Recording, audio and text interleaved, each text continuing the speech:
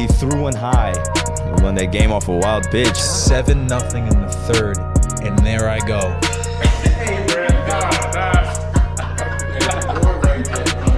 Okay, yeah. What trap song get you in your mood? So he does his little trap to me, and I was like, oh boy. Coming out of high school, man, a lot of dudes don't understand like how tough it really is. I'll take my odds any day of the week. Say that again. I'll take my odds any day of the week. Talk your shit, bro. And we back with the 2% podcast. I'm your host, Kiambu Finchers. We got Harrison Ray. Today we got a different sport in the house. You know, we did our baseball the first season, did a little basketball this season. Now we got a football personnel in the building right now. Spent a little time with the Green Bay Packers scouting department, and now he's on with Vanderbilt Commodores as the director of scouting for the football team. We got Brandon Jones. What's up, brother? Fellas, how y'all doing, man? Glad to be here, man. Yes, sir, man. Appreciate you doing this. Man, so we first met at a baseball camp. Yeah. And we had a very in-depth conversation just regarding the football landscape, recruiting, and how Vanderbilt is going to push forward in the season. Already off to a good start against Hawaii. And so just to kick it off, how has what's been the biggest, I guess, difference this year in the locker room and the coaches staff? Like, what's been the jump so far? I think for one, like, you know, anytime you have like staff turnover, you realize that it's about that year 2 or year 3 that you really start to see like who we actually have, like who we inherited, who did we recruit, and who are we attracting, right? So I think like right now you look and we're in year 3. And so I think Team 3 is probably the most ahead of the curve out of the first 2 teams that we've had, because again, we've been able to retain some of the guys that we've had, but also like we're understanding how we're changing the bodies of the roster, you know, getting more length, getting more speed. So we're addressing those things. And as you just start to, you know, intertwine those with what you already had, you're bringing in, you're establishing a culture, you're establishing this is how you want it. You can put your thumbprint on it. And at that point, you start to see, you know, successes, small successes. You'll see wins. You'll see yourself carrying into the third and fourth quarter, like still being in games. And so right now, you know, the goal is postseason play. And however that is, you know, that's for us, that's +6. And so it's postseason play. And however we get those 6, it is what it is. But that's the goal for this year. How is I guess, like from a recruiting standpoint, what's like the best way, I guess, you guys go about getting those guys to come to Vanderbilt when, you know, Vanderbilt's not traditionally the big SEC football school. Sure. And so like, what's like the process in like getting those 4 or 5 star, 3 star, whatever it may be, to get them to come? I think for one, like the way we approach it from a scouting department, in the sense that like we erase the stars. I don't want to see stars. I want to see a skill set, right? So we evaluate the skill set at that point. He may not have a star attached to his name. He may have a star plus attached to his name. I'm not concerned about that. I'm concerned about the skill set. Like, does his skill set fit what we're trying to do here, how we're trying to move this program forward?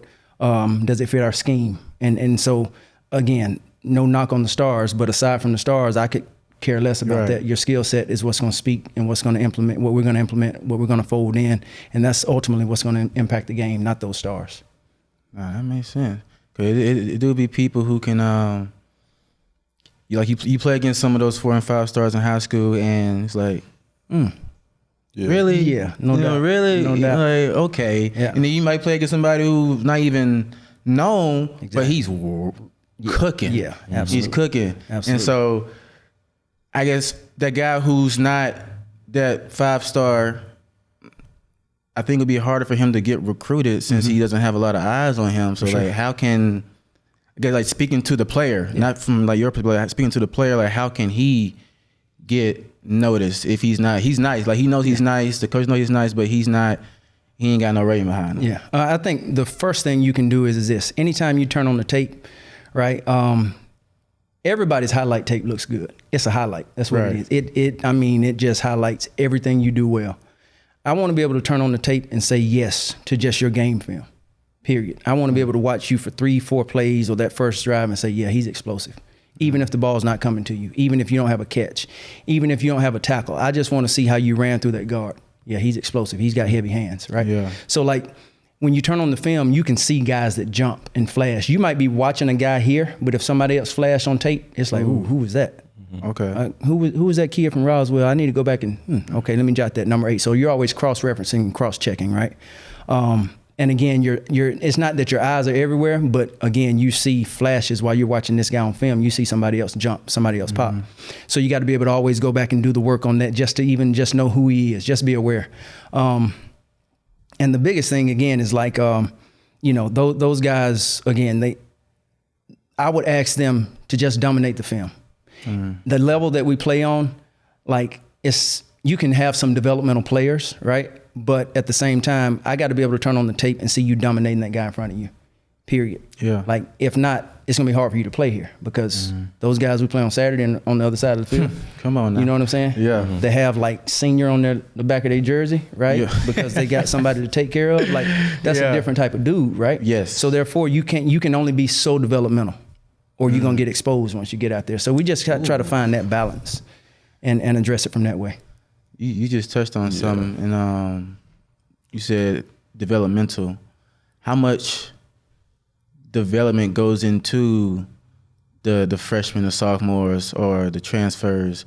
Because you do have a kind of a short window to get things up and running and cracking. Because you looking to play these teams, and we can't spend too much time. Yeah, absolutely. And so we got to get guys who either already ready or it ain't gonna take that much time to get them ready.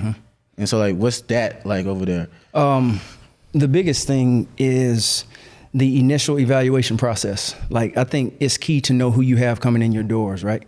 And when you have them coming in your doors, you have to have a plan for them when they come in. Like, hey, listen, we're gonna take this kid. He is a projection player in the sense that he might be undersized, but it's a trait about him that we can't say no to, right? So if I take that projection player, he's instinctive, he's around the ball, so he'll probably touch the field before that project does. Because that project he might have a size measurable or something like that, but his instinct to play this game is not there. So he would actually put somebody at risk if we put him on the field right now. His liability. Yes, absolutely. Yeah. So that projection type player, he can insert right now because his instincts, his playmaking ability is very high. Their like improv skills are probably like really through the roof. Like, I don't have to have everything right, but he'll figure it out. Yeah. So for the most part, you can build your roster off of some projects, but you got to take more projection type players than you do projects, or it's going to be flipped. Yeah. You know what I'm saying? Like, you're going to be stuck with all these big, long bodies that are projects, and then when they have to touch the field, coach, y'all getting blown, get off the field. Yeah. You know what I mean? Yeah. Well, where you can take those projection players who might not be as big, and he'll figure it out. He'll make a play on the ball. He'll, cause a turnover. He'll punch the ball. He'll get loose, or he'll slip the second level. Like, they find a way. He's gonna do something. He's gonna do something. And the thing is, like, you can't get caught up on size all the time because they weren't small just starting yesterday. They've been undersized their whole life, right? So they've been playing in the backyard their whole life. They've been playing pickup their whole life. So at the end of the day, coach, he's been getting missing his whole life. So he know how to get loose. Yeah. I promise you. You know what I'm saying? You know what I mean? Like, he's played street ball enough, coach, that he understands how to get himself out of vulnerable positions. He understands that. Got you. And I think, I was gonna ask you about what's the balance like player wise when it comes to those two types of players, but more say, what is it like mentality wise, knowing that, okay, we might not be getting the biggest guys or the strongest guys, like how are we instilling this type of mentality in them, or are we finding these guys that have that mentality that they don't care, they're ready to run through whoever is in front of them, like what is it you guys, or is it, all right, we're looking for certain characteristics in guys? I think you find those characteristics, and then you also, like, again, at the end of the day, you find good football players, right? The name of the game that we play is football. So you find those guys. They're going to come in all kind of packages, right? Now, what I can't do is, it's a big man's game. I can't take all small packages and expect to go out here and do something, right?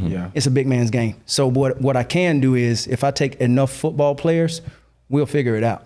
I promise you we will, because at the end of the day, like, if they love the game enough, they'll find a way to figure it out, whether that's in the film room so that I can anticipate a little better, whether that's just picking up on keys, his inside foot is back, he running the slant. Like, just things like that so he can anticipate and play faster.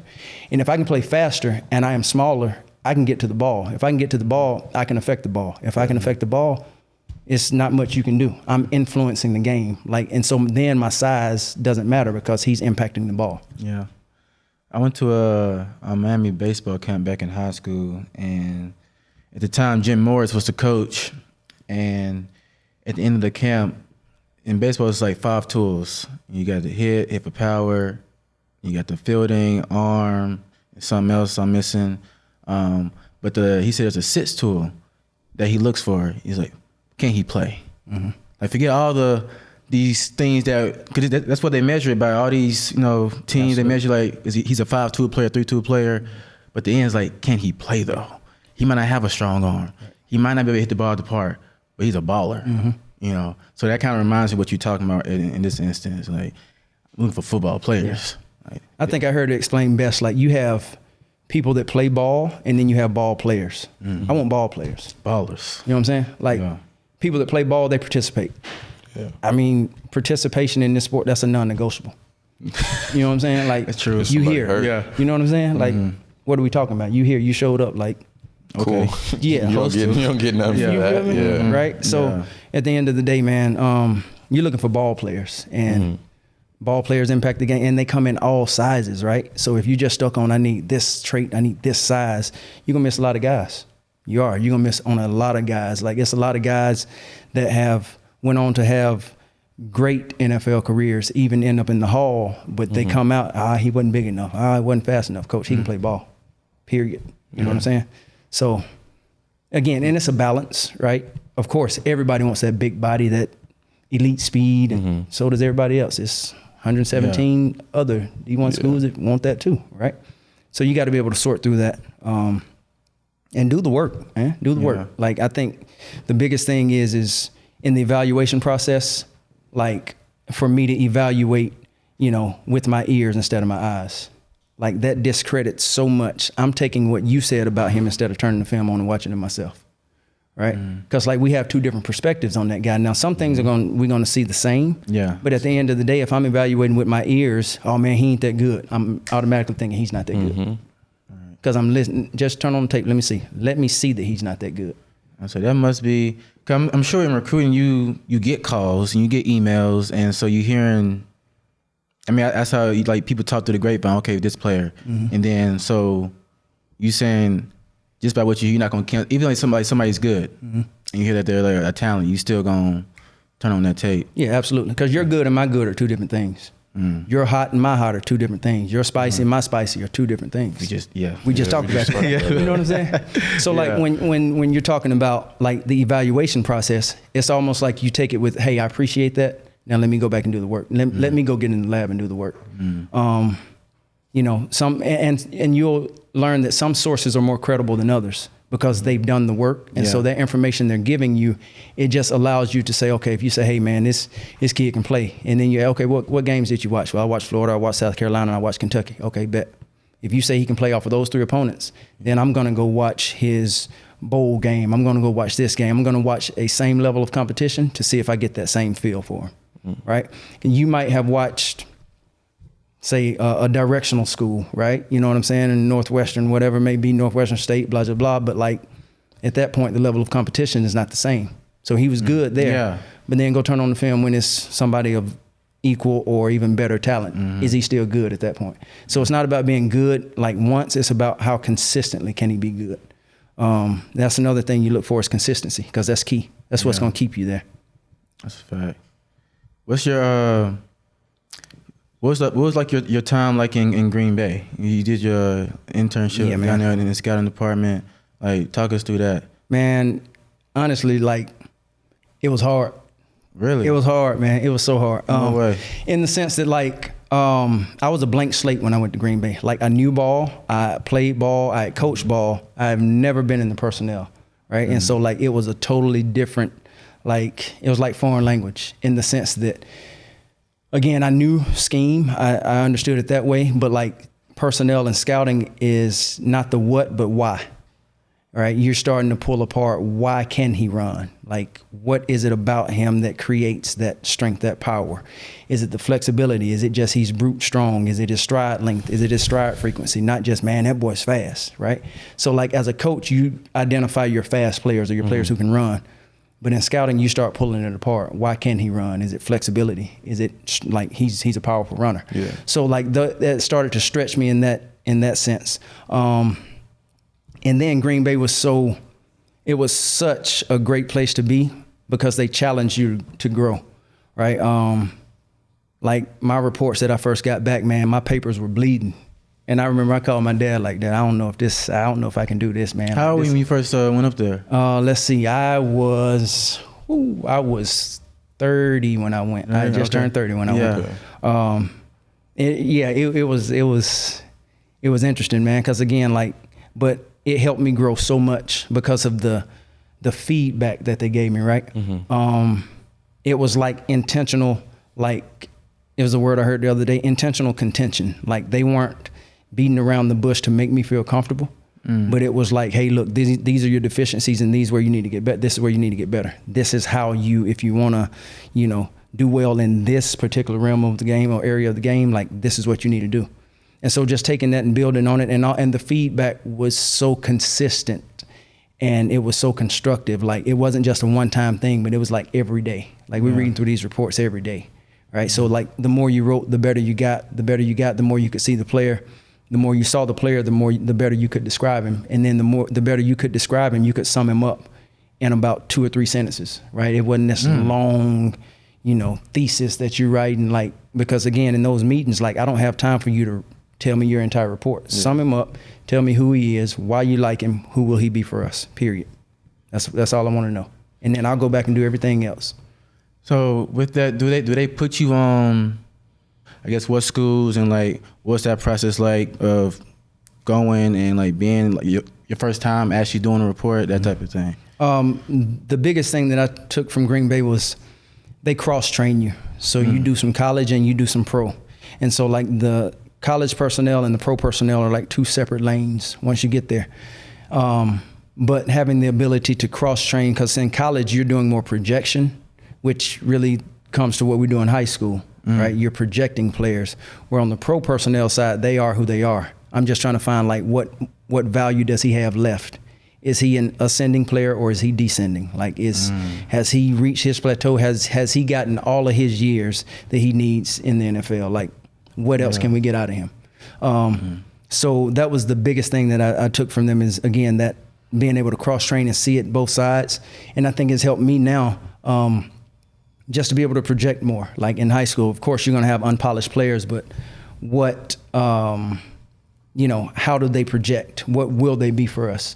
If we wrap them with enough resources, because sometimes you'll have a guy who might not be eating, might not have proper lifting programs and things like that, but like you said, he can play. Yeah. So if you say, okay, we give him our resources, he's eating at least 5 meals a day, he's doing this, he'll be fine. Jeez. You know what I'm saying? Like he has upside. He's got potential. And now that word potential can get dangerous. Potential. Yeah, it get dangerous, right? You know what I mean? Yeah. Oh yeah. Because potential without performance, that runs out. That'll get you fired if you just potential. Hey, you got to go and you're not performing, right? And that, not saying it's a pressure situation, but that's the arena we're in, man. Yeah, you know what I mean? Like it's performance based, and so if you can't perform, then why are you here? No, that makes sense. No, that does make sense. Kind of, I guess, take us back a little bit to like getting to Green Bay. What was that journey for you from playing and like growing up and everything? How did you get to almost where you are now? Yeah. So I started, and the reason I was at baseball camp because my first sport was baseball. Right? Yeah. Okay. Like my first love is baseball. I fell into football because I wanted to do something to keep my lower half in shape. I pitched and played shortstop, and so like they're like, hey, try quarterback. Yeah. And so, all right, whatever. Yeah. So, I could always throw. Like, as a kid, I could always throw. I grew up with older brothers, and so one was 6 years older and the other was 4 years older. And so started playing T-ball at the age of 6. I didn't get into football until, like, age of 8, right? So 2 years later. And so just, seeing them do it, like, again, that 4 and 6 year gap made me, like, catch up. I had to, pick it up and go. So I think where I am now is a tribute to how they've helped me to get here, right? I think I've seen them, go through the process of ups and downs, and by the time it got to me, I knew what to do and how to do it. So, I wouldn't be here without them. But again, you know, baseball was the first sport. Grew up doing that. Love baseball still to this day. I do.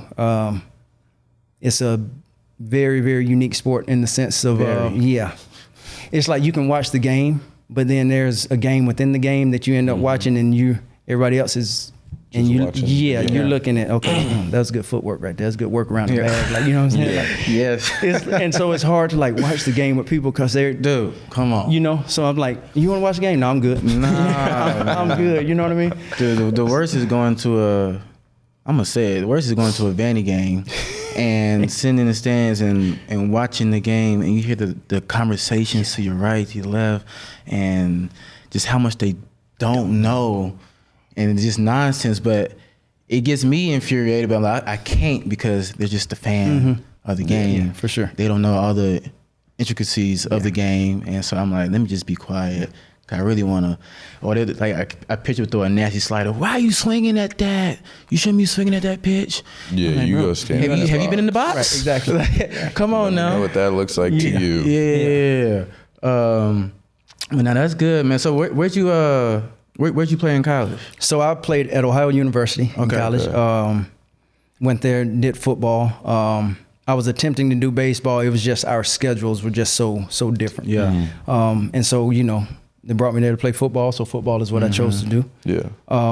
But again, baseball was something that I always like wanted to be around. Like always going over to the baseball games and just hanging around it. I think, you know, for me, it was such a pivotal point in who I am today. Like just from a character standpoint of, we used to be out on the field, like we had these neon Franklin baseballs that we used to hit at night because they wouldn't turn the lights on when we were working. And so like we out there like trying to track the ball, right? You know what I mean? I remember this day, like my dad hit a ball, he hit it to my brother, and like we weren't on a field. We were like just out in like we weren't on a baseball field. We were just out in the field. And to this, like that ball was so lost, like, cause we could always track them down in the woods, cause you know, and so just things like that, man. Like you appreciate those moments when it was cold. I remember, you know, one guy came out of the wreck and he was like, Vic, it don't take all that. You know, you doing too much. It's just a game. And so like when my dad was like, he's one of those, he's very intense. When he said, hey, if we're going to do it, we're going to do it right.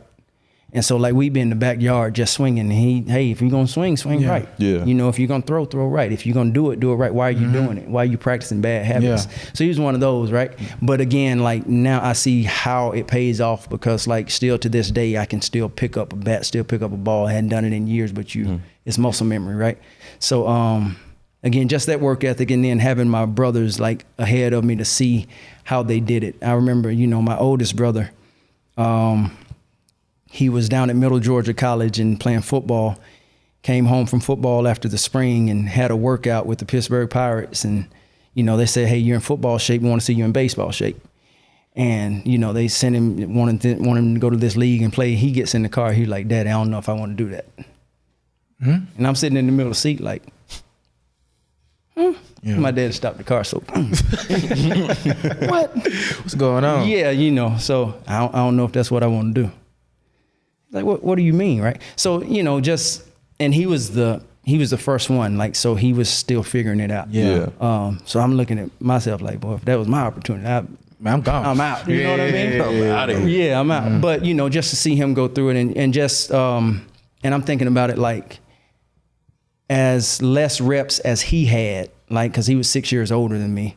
Like, if he would have had my reps, he would have been way much better. You know what I mean? So like that's just that appreciation piece of understanding like who went before me and who, you know, the sacrifices they made, even the decisions that they made that have kind of like made me say, hey, you know what, you need to take this decision. You need to take this and go. Green Bay was a hard decision for me because I just had my son. He was about 3 months old at the time. And, you know, I'm married, I'm trying to figure it out and like, what's going on, right? And so Dad was like, hey, that's something you got to do. Like, don't worry about that. I'll take care of this down here. And, you know, that's where our support was. It was in the Atlanta area. And so just having that support and being able to, you know, go and learn. And again, I just, you know, show so much respect to, you know, my mom and dad and brothers and everybody who's had a piece of where I am today. So that's the biggest thing. Man, as athletes, you know, competition is at the center, is at our core. And we talked to Candace about it yesterday. When you're no longer competing on the field, how are you utilizing that competition now? Like, where is your competition as a director of recruiting? You know, because it doesn't go away. It doesn't. It just goes into a different, For sure. you know. I think it comes to doing something that hasn't been done here before. And again, that's like we say we're building a championship roster here at Vanderbilt. Like that's just what we're doing. And so that's the challenge. And a lot of people look and say you can't. Well, I will accept the can't. I want that one. I like that's that, the one yeah. I want. You know what I'm saying? Because like that ladder of success, like it's easy to climb. Like when everybody's telling you, yeah, that's the route to go, and you know we're gonna help you up the ladder. But you know when you get over there and it's a couple steps missing on that ladder, and it's you got to figure it out. You know what I'm saying? And just looking at it with your hands in your pocket, it ain't gonna get climbed. Right? And so finding a way, that's the biggest thing. Again, like being in this place, I'm going into my 5th year here. I was with a previous staff. So just seeing and understanding like what it takes here, what's been attracted to this place, but actually like what is the challenge? Like where do we want to take it? For some, that's a challenge that they don't want to accept because some of them want it easier, and that's okay. Like, but I think for me, I'm blessed to be in a position to accept a challenge like that and to do everything I can to move it forward. And by doing so, that's every day I come in the office, find a way to get better, find a way to make this place better. And it's not so much chasing success, but it's about being significant and making impact, right? So if I'm significant, like I'll be successful. I'm concerned about that. Gotcha. Yeah, you know what I mean? But the impact piece is important. Even if it's a kid that you don't get, that you impact him enough that where, say for instance, if he does hit the portal in 2 years, he's calling you. Say, hey, coach, listen, you remember you told me how it was going to play out. That's how it played out. Hey, you got a spot? And then at that point, I may not even have a spot, but I may have a connect that does have a spot for him. So it's just being that. And then at the end of the day, even after the college level, you transition back to the pros, you'll end up drafting that guy one day. And so you built a relationship with him out of high school to where you know exactly who that is. Hey, I'm good on him. I'll stand on the table for him. Let's take him. Full circle now. Yeah, absolutely. No, I guess kind of you've done the transition from playing to now working in front offices or working for a team now. How, I guess the question, like, how was that for you mentally and emotionally dealing with, all right, like you're done playing and it's time to move on to the next phase? Because I don't think it's really talked about enough, and I think that a lot of kids just view it as, oh, if I can't play, like that's it. Like I wasn't successful or anything, and that's never the case. Like whatever level you get to, like there's still success in that to get to that point. Like you got something out of that. Right. So for you, kind of how was that dealing with that? I think, just coming to the realization that in everything you have talent and you have producers, right? So when we were playing, we were talent, and talent comes out every single year, right?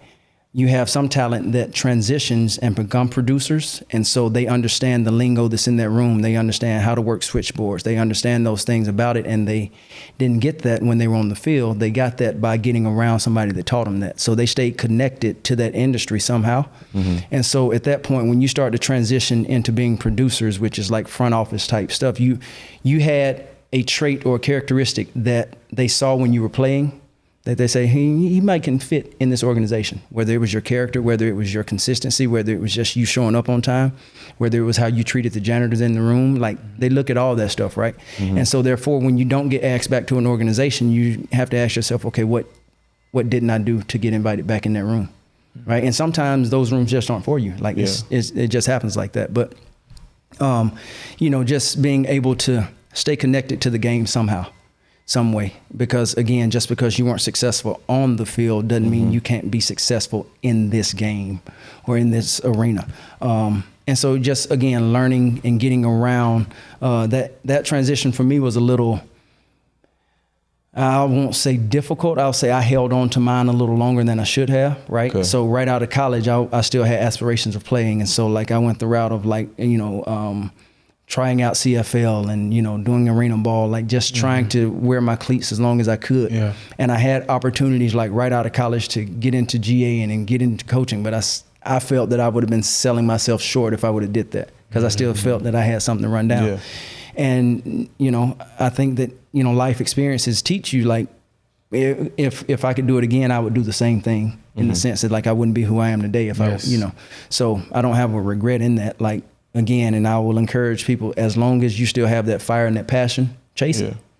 And you'll know, like, when you wake up, and again, when it's not fun to you anymore, get out of it and go find something that's fun. Yeah. Right? Those guys that's playing ball at a high level, like, it's something about that game that's still fun to them. And so it's still attracting them, it's still waking them up every day. Could be the paycheck, could be the lifestyle. I was you know what I'm just about saying? to say that. Like, and it's not necessarily always the game that is the focal point. This is something that I can do to support my family, and I like supporting my family in this way. I like that lifestyle. Yeah. And I like doing it enough. Okay, I can go do this game. I'm gifted enough to go do this game. Yeah. You know what I'm saying? Like, 'Cause I've heard that. So when I was down in Miami, sometimes my brother, he'll go back down and he'll see some of his former teammates from the University of Miami, and they'll say, "Man, I'm only doing it for the check." Basically, especially what they're saying is like, "Dude, if it wasn't for that, I wouldn't be." Like you said, you're not missing nothing, man, but the money. You know, so sometimes it's like you just said, it's not even about the love anymore, but it's I can provide for my mom, my dad, my kids, wife, whatever it may be. Right. And so this is why I still report to camp. You know, and it's nothing wrong. Like, it's nothing wrong with, everybody has different motivations, right?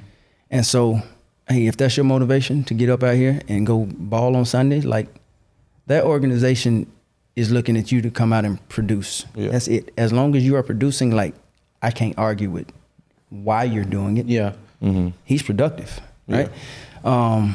And again, everybody's motivations are different. So I think to look at it and say, he don't love the game, let's get off of that. Like, let's get past that, because like, loving the game and volunteering your time, like, volunteerism, like, it gets old. Like, when you have to live life and when you got bills and you got other things to do, I can't volunteer my time. I got to find some way to, you know, now there is a time when you can volunteer, when you can transition and you can take an internship or you can take less pay.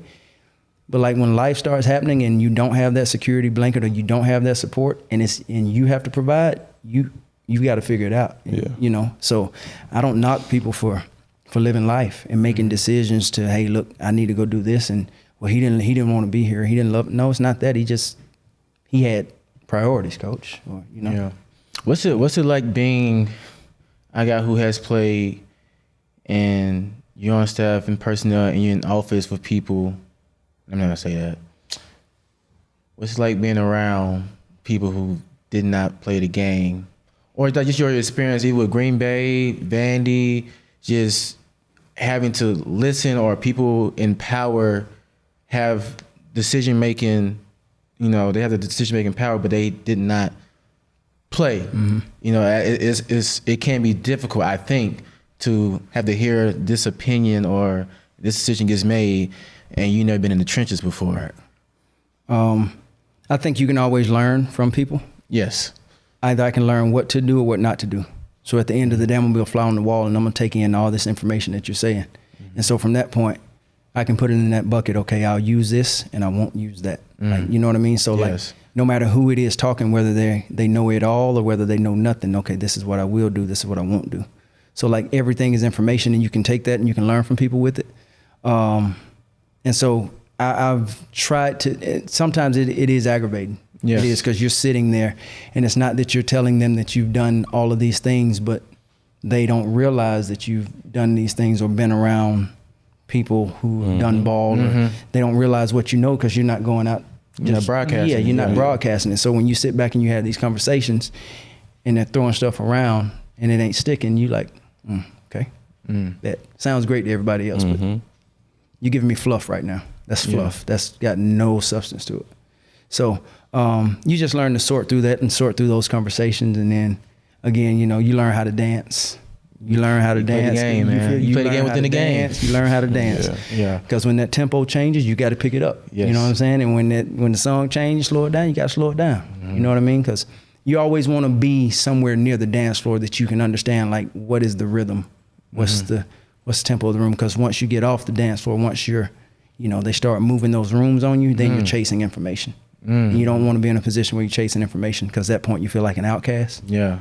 And then Might be hard to recover from that too. yeah, it's tough, because at that point you're at their mercy, like always chasing. Like, what do you have? What do you have? What do you have? And they'll give you what they want you to know. So it's better to be in the room on the outskirts.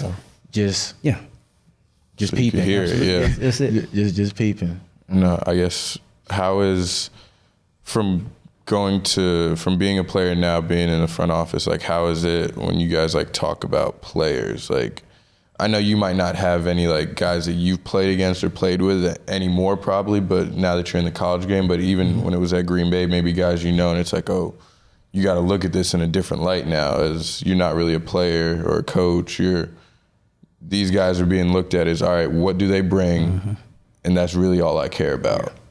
And it sounds bad, but when you're in those positions, that's what it is. Like you want a great personality and everything, but what is he bringing that's going to help me win on Sunday? Exactly. So it's like, how do you stay objective being that you were a player and now you are now? I think you always just go back to the skill set. You have to be able to separate the person from the skill set. Like, what is his skill set? Like because once those start, the biggest thing that happens in college is you scout them and then you recruit them, right? And so like once those lines start to cross, it's more difficult for you to make a decision because you recruited a player and you got to know a player. And so at that point, like you all have become very relational in the sense that like you understand him, you understand what makes him tick, you understand like why he's doing it. So you have to draw a fine line between the person and the skill set and be able to separate those. Because at the end of the day, I want people with skill sets. So the skill set is that's what we're trying to attract. And so in that, you just really have to be able to, again, separate those and understand that when it comes down to making a business decision, like it's about this game, right? It's got nothing to do with you personally. Like we just don't have a roster spot. Like, listen, you have to protect the program. You have to protect the organization, right? And by doing so, but also what you have to do is you have to make sure that you always want to see people land soft, right? I might not have a spot for you here, but then let me pick up the phone as soon as I do release you and, hey, got a guy. So it's such, this is what he fits. Hey, what are you looking for? Or do you know anybody looking for this or looking for that? So always trying to find a place for people to land soft, land on their feet, keep doing what they like to do or love to do. You never want to take somebody's livelihood away from them. You see a lot of times when that livelihood is taken away from them, like a lot of off the field stuff starts to happen because I can't do that anymore. And that was my livelihood. Hey, you know what I mean? Like, and so again, like the mental health aspect comes in at that point. Like this was my sanctuary being on the field. Now I can't be on the field. Like now what? And then it's like this spiral.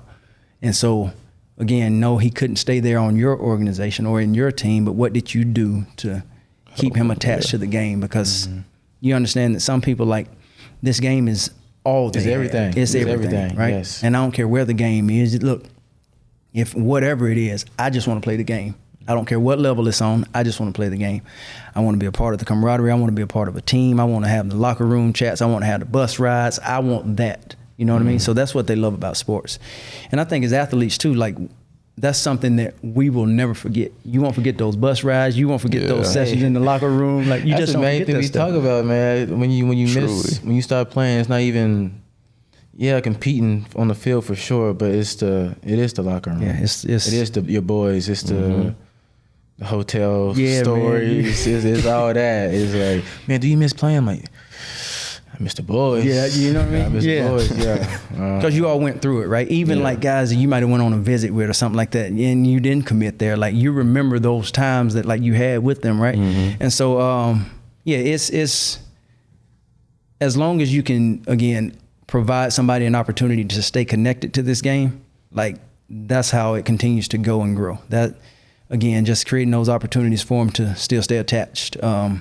Whether that is in coaching or whether that is in personnel. It might even be in training, right? Like, no, you aren't playing anymore, but, you can train my guys. Like, I got some clients that I want you to train. I got some guys I want you to train. So many avenues besides playing. Playing is one avenue, and it pays well. You know what I mean? But, like, hey, there are other avenues to stay connected, and you can still support your family in those ways as well. So, and what have you seen from Clark Lee, man? Because I've seen him from afar, and I got to meet him once or twice. I personally like what I see and get from him. But you having a front row seat to him every day, what does he mean to the program? What have you seen from his leadership style and how he's getting the guys going, the staff, everybody in harmony? Like, Coach Lee is very intentional about what he does. Like, he addresses his team each and every day. When I say each and every day, like even in the spring, he made sure that I want to touch my team each and every day.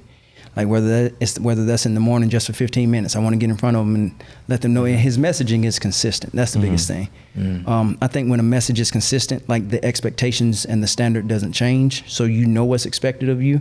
Either you meet it or you don't. And if you don't, you chose not to meet it. And so therefore, when we move forward, you know why. You know why, right? Yeah. There's no gray area, and I think that's been one of the best things as far as how guys are now starting to see, okay, he's consistent. Like, he is who that's him. And that's different when you see the coach, you know, he's doing it every day. He shows the same way every day. You know what you're gonna get from him, and he's demonstrating the characteristics, qualities.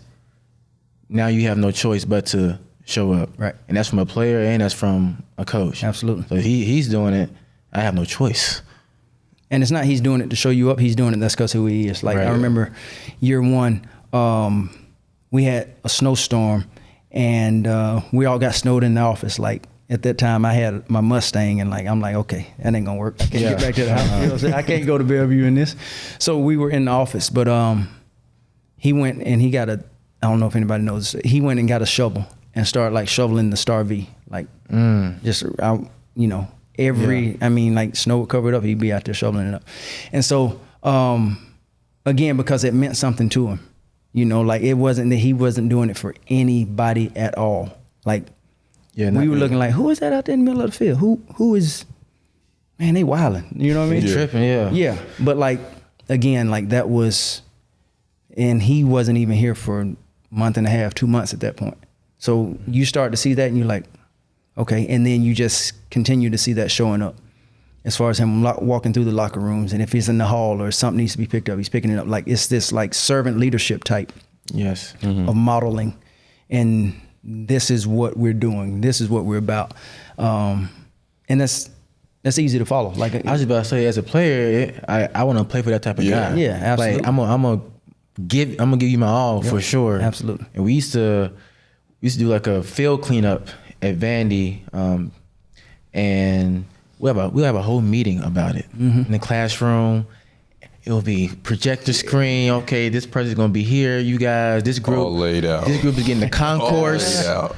I mean, the concourse, the football, baseball, and then basketball. So we cleaning all that up, even though it's not even out. We cleaning that up. Where guys are going. We getting just nearly the street. We getting the street behind the stadium. We getting everything. And we get our own field crew, and the coaches are involved. Corbs is involved. Like, everybody, it's top to bottom. Yeah. And so you see Corbs on his hands and knees scrubbing. You see the Coach Bass or Brownie, they doing something. Everybody's doing something. And so it's like, that's not normal. Yeah. Because head coaches don't have to do that. Yeah. You know, like I'm sure most places they don't. And so when you see that from a head coach, it's like, I play for that guy. That's respect. Yes. Yeah. No doubt. He's doing, oh my gosh. Yeah. You know? Like, well, who am I not to do it now? Like, I can't. Man on his hands and knees. I can't. What am I gonna say? Oh, you're not like. Right. If he's doing that, I'm like, well, and that's the head guy. I ain't doing that. No. All right, don't do it. Yeah, it's a problem. Definitely. Easy. But I do think that consistency, and it's not that they are doing it to show anybody up. No, they're doing it because that's who they are. And by them being who they are, they're attracting people that's like-minded, that are singular in vision. And once you get enough people in one place with the same vision, they'll figure it out. They'll figure out how to get it done. You know what I mean? So that's one of the biggest things that I've seen Coach Lee do is, again, get in here and, okay, this is the vision. This is what I have for the program. And now let me get the right people on the bus so we can go. And of course, you know, and nobody ever has everything right. That's the thing. So, you know, as we're going through this process, man, it's very, very good to see like the intentionality that we're moving around the building with. You know, one of the main reasons I like being around Coach Corbs is because like his attention to detail. Yes. Like even at camp, like when he told the parents, hey, listen, parents, release this opportunity to your children. Like leave them. No, pick up is at this time, release this opportunity to your children. So at that point, like just even being intentional about talking to the people that want to still have control over. Like everybody wants to control things, right? But release the control to them and let them make of it what they want to make of it.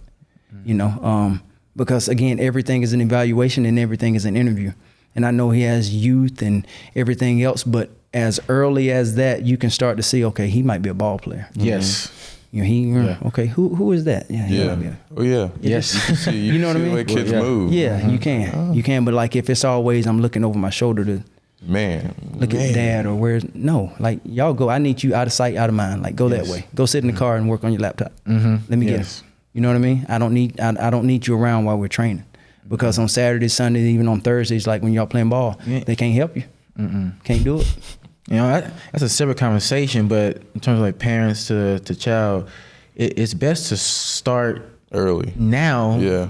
So they don't. And it's for the betterment of the kid. I don't know how that feels as a parent, and because I don't have a kid or anything, but it's like I feel like it's probably easier if you can start it early and just slowly work your way out of it. Because I think as to get to college and then just try to rip it off, I feel like that's tough for everybody. Ain't no calling a coach. And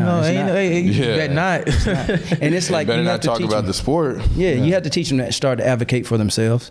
I think being a parent, and like when I started, like my wife always laughs at me because like if Jackson fell and he was hurting, she was like, Brandon, you act like you the one that fell. Like it hurt me too, you know what I'm saying? Like she was like, relax. Like I can't have both of y'all emotional. But like, as a parent, like you want everything to be right. And so like at this point, I'm starting to like understand, okay, let him figure it out. And he'll figure it out, you know what I mean? So we put him in, jujitsu and things like that. And so him learning new skills, he kept saying this is hard, or it's hard, or something was different, it's hard. And so we were riding in the car one day. I said, Jackson, we're going to get out of the hard stuff. Like we're not going to say that. So what we're going to say is I'll ask you, is it hard? And I need your response to be no. I'm going to ask you if it's difficult. I need your response to be no.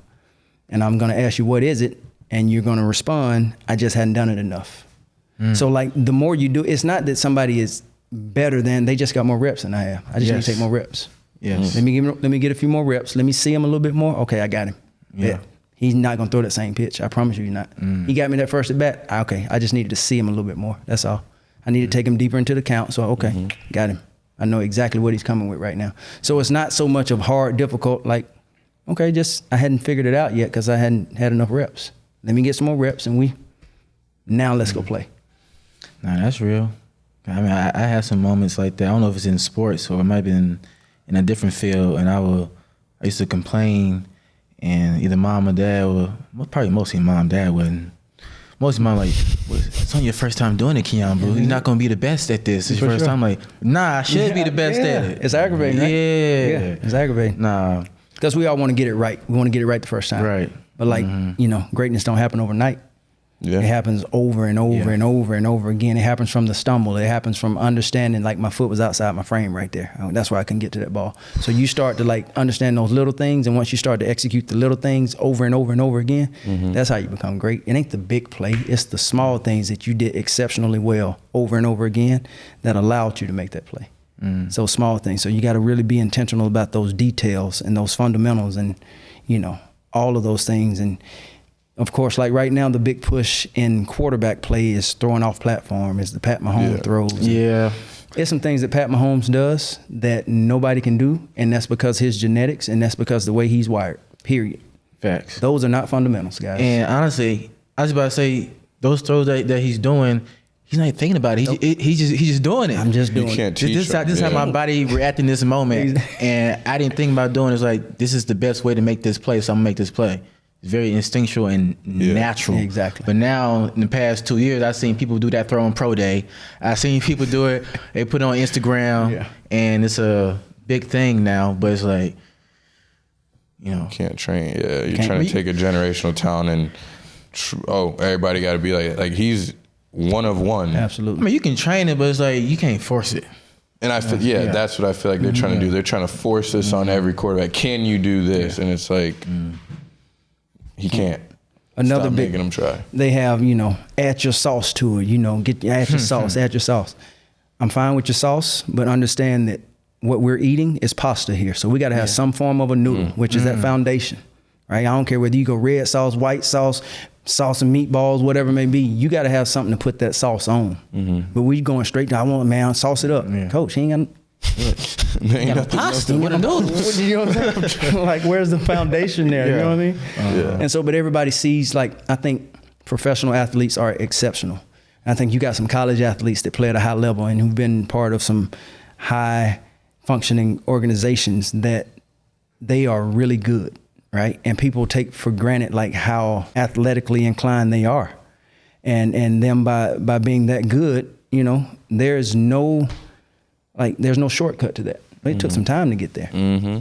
It took him multiple reps. He understands his body. He understands those throws. So that's it. And I think especially with young kids, I feel like the one tough thing about when you're like, oh, go watch this big leaguer do it. And it's like, I say that sometimes, but it's almost like I need to make sure it's like, I just want you to look at this part. Because if you tell them just go watch a big leaguer, they start seeing all the different things. They want to do the whole swing. Yeah, they want to do it all, and it's like, no, that's not what I want you to get. Yeah. And guys can get lost in that, especially not even little kids. The older you get, it's like, dude, you got to understand, his body is completely different to yours. Yes. He moves in a completely different way. What he does is because his body moves a certain way.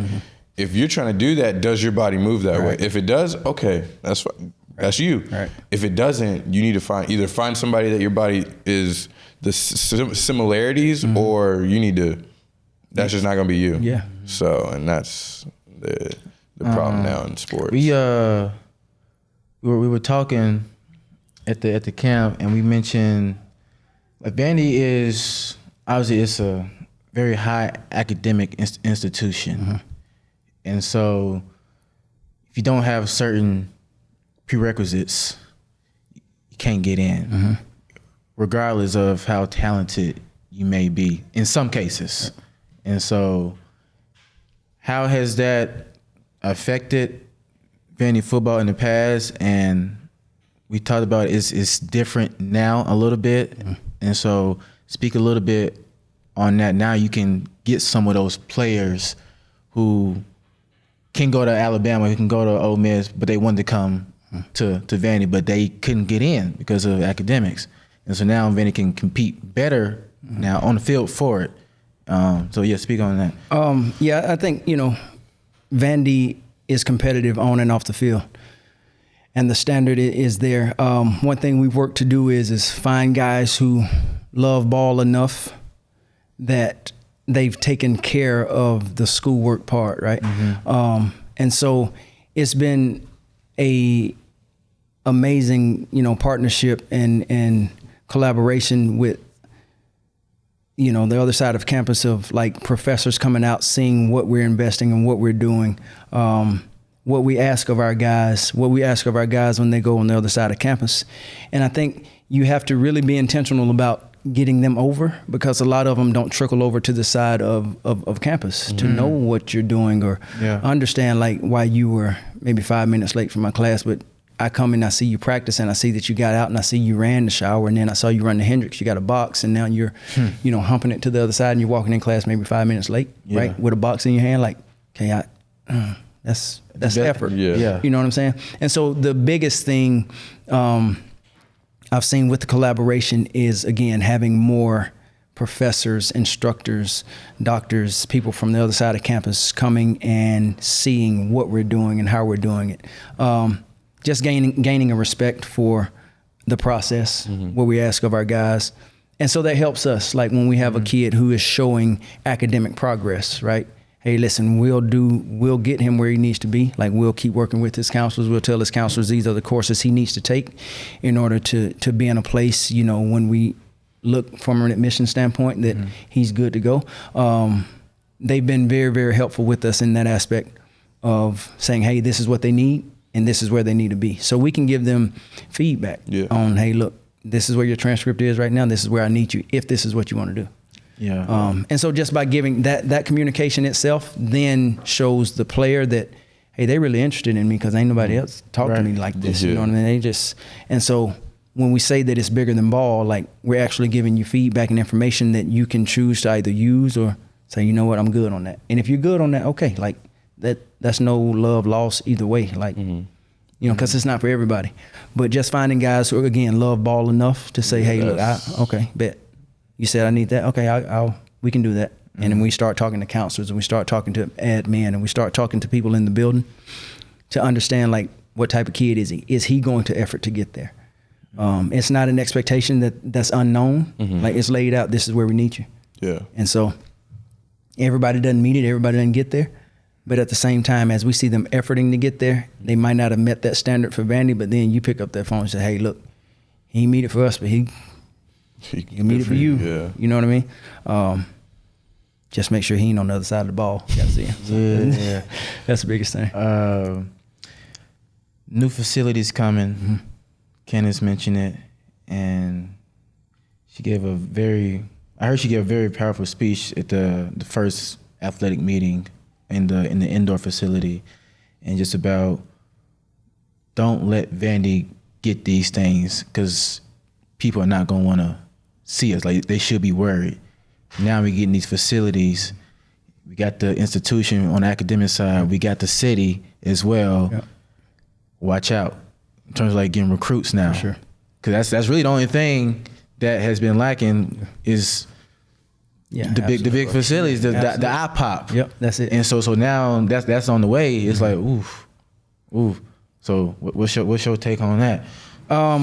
It's exciting, and it's again, like, the stadium with the end zones blown out right now. Like, yes, is it the most attractive or, you know, and pleasing to the eye? No, but it's progress, right? And so by seeing that progress, like, that's something that you're not selling I'm not selling you on anything. I'm showing you what it is. You choose to get in or get out. Yeah. If not, we're still moving forward with it. But if you do choose to get in, I know right now I've got somebody that knows they're gonna grab a hard hat and gonna go to work, so I can build with that.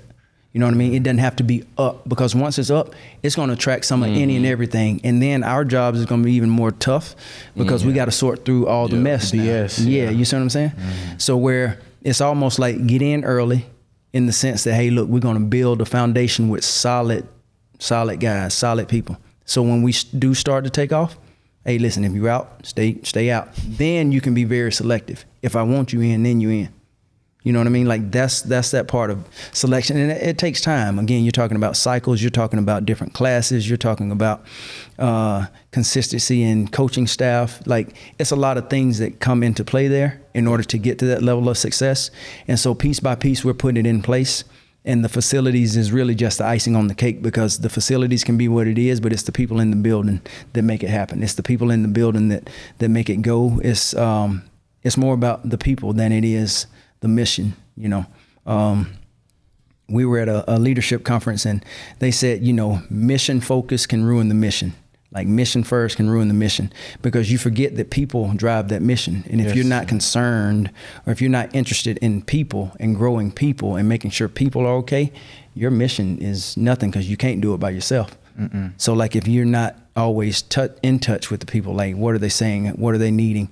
Big thing. That's why Coach Lee always walks through the facility. Hey, listen, he put an org chart together of, like, where players represent, you know, the entire player body. And hey, look, what is it that you all need down there? Like, it's not everybody coming up to his office, but it's those team leaders that, hey, coach, listen, we need this and we need that. Okay, I'll work on that. How quickly? Like, what does that look like? How would that benefit us? If I can do it, I'll do it, and we'll look into it. But it's just that chain of command and communication that's open now, that now we're starting to build leaders throughout the organization where they can advocate for themselves. So when it's an opportunity to make a change on the field on a Saturday, hey, I don't feel hesitant to come in to coach. Hey, coach, we need to get out of that because this is what I'm seeing. Yeah. Okay, cool. We've had these difficult conversations enough to where we build trust. So now when you come to me, you're not coming to me about something, oh, coach, my shoestrings don't feel right. No, you're coming to me with something of substance. And so at that point, I can say, okay, I can get on the headset, say, hey, look, we might want to look at this, adjusting this. Yeah. Because my players are playing. You know, they're the ones that's playing. And so they are pivotal. They are key in what we're building. And so, you know, they have a say-so in it as well. So we got to be able to tap into that and gather information from them along with our 30,000-foot perspective and put it all together. Gotcha, man. That's good. That was good. That's good, brother. That's it, man. That's definitely a different light. Last question. I was asked a guest, give us a question for the next person to come on. And before you get that, we're gonna ask you the question, the last guest. All right. And so give us like what's the best food spot in Nashville? That's what they asked. They best food spot in Nashville. What's your go-to? My go-to? Yeah. My go-to is Rhythm and Spice. Rhythm and Spice. Rhythm and Spice, yes. RIDDIM. Rhythm and Rhythm. Spice. Rhythm, yeah. Okay. Jamaican spot. It's over near Jefferson Street. Okay. Like headed towards TSU. Yeah. It's legit. Rhythm and Spice. Yeah, Rhythm and Spice. That's the spot. Say no more. Yeah. Now, you gotta give a question to the next guest. Yeah, so my question would be, if you could do anything and knew you wouldn't fail, what would it be? Ooh. If there was one thing you could do and you knew you wouldn't fail, what would it be? All right, answer. What would it be? Yeah. I got to answer. Okay, if I could do anything, right, and knew I wouldn't fail? Yeah. In all honesty, man, like, I like to see people grow. Okay. Right? And if I could, like, help every person, like, you know what I mean? Mm-hmm. Like, I just like seeing lives change. I like people seeing, you know, their dreams and stuff accomplished. And so, and I know you can't save everybody, right? Yeah. No. But, like, if I could, man, I mean, like, hey, look here. What is it that you need? Like, what is it that you need? Like, so basically you want to be a genie. You know what I'm saying? Yeah. You know what I'm saying? Let me be Aladdin. Let me be in the movie for a little bit. Let me be, you know. But yeah, man. It's just, again, that's what I would do. I would help. Yeah, that's good, man. This man's a saint. For the people. All right, that's Brandon Jones, everybody. Comment, like, all that, share, subscribe to the channel and whatnot. And thank you for coming on, man. I appreciate y'all having me. Appreciate you, man. Football.